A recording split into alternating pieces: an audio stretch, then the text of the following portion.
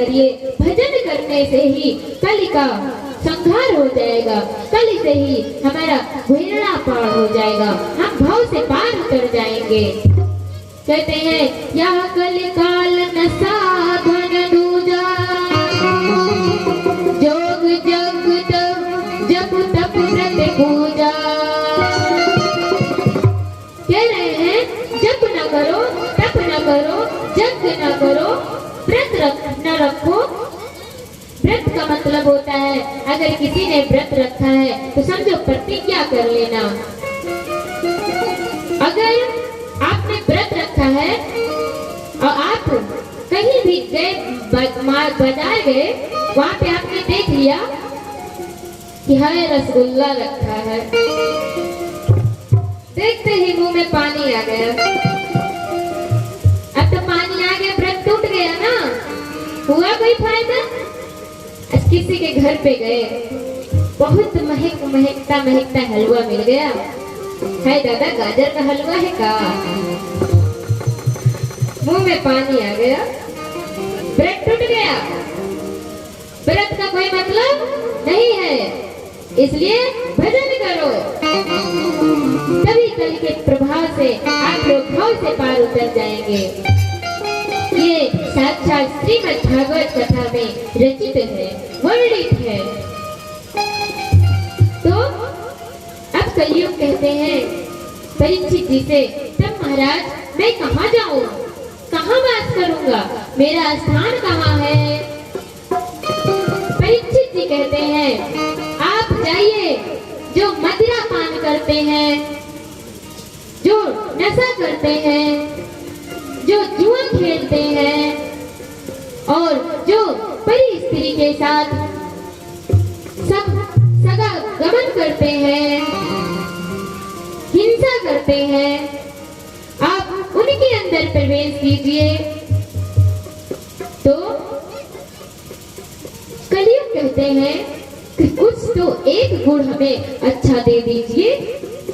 मैं इतना गुण, इतना बड़ा परिवार में जाके भार ही भार हमारे सर पे हो जाएगा, कम से कम थोड़ा एक गुड़ ही दे दीजिए, कुछ दिन के लिए मेरे मन को शांति मिल जाएगी। परीक्षित जी कहते हैं ठीक है, आप जाइए, सोने में प्रवेश कीजिए। और सोना दो प्रकार का होता है। अगर हम धर्म के सोने से धर्म का सोना कमाते हैं तो उसमें श्री राधे हैं, अगर अधर्म का सोना कमाते हैं तो उसमें कलयुग प्रवेश करते हैं। तो कलयुग जी को सोने में भी वास दे दिया है, वो सोना नहीं जो हम सो जाते हैं, वो सोना जो पहनते हैं सोना। तो कलयुग में जाकर परीक्षित जी के मुकुट, जो परीक्षित जी ने कंस भगवान के ससुर जी का मुकुट लगाया था, वो सोने का था। तो कलयुग परीक्षित जी के मुकुट में विराजमान हो गए और परीक्षित जी समीक ऋषि के आश्रम में गए, देखा कि समीक ऋषि समाधि लगा के बैठे हुए थे और परीक्षित जी ने समीक ऋषि से जल मांगा और समीक ऋषि परीक्षित अपने समाधि में लीन थे, जप में लीन थे। समीक ऋषि को सुनाई नहीं दिया कि परीक्षित जी हमसे जल मांग रहे हैं।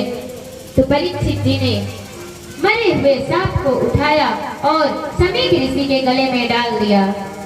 जैसे ही समीक ऋषि के गले में डाल दिया, समीक ऋषि के पुत्र श्रृंगी ऋषि ने श्रृंगी ऋषि को सूचना मिली और तुरंत नदी से जल उठाया और परीक्षित जी को श्राप दे दिया 7 दिन का कि अगर आप आज से 7 दिन तक रहे तो आपको सांप काटने से, सांप के डसने से आपका मृत्यु हो जाएगा।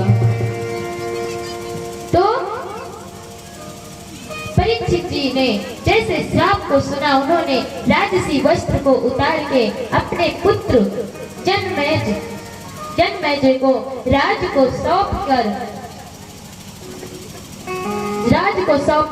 गंगा के तट पर पहुंच गए वहाँ बड़े बड़े संत बैठे थे, वेद व्यास जी बैठे थे, सुखदेव जी महाराज बैठे थे, 88,000 संत ऋषि मुनि बैठे थे। हमने पहले दिन ही निवेदन किया था आप लोगों से, संत जी परीक्षित जी को कथा सुनाए थे सुखदेव जी महाराज,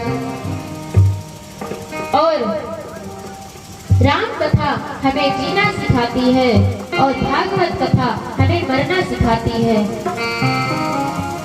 तो अगर हमें मरना है, मरने के बाद हमें मुक्ति पाना है, या हमें क्या करके मरे कि हमें मरने के बाद हमारी आत्मा को शांति मिल जाए, तो आप लोग श्रीमद् भागवत का पाठ करें, श्रीमद् भागवत को श्रवण करें। और अगर अच्छे रास्ते पे जाते हैं, अच्छी जगह जाते हैं, तो आप लोग रामचरितमानस श्री राम कथा का अध्ययन करें, श्री राम कथा को श्रवण करें। कल बाकी जो बचा है, सृष्टि की रचना कैसे हुई, कल दोपहर में 1:30 बजे से शुरू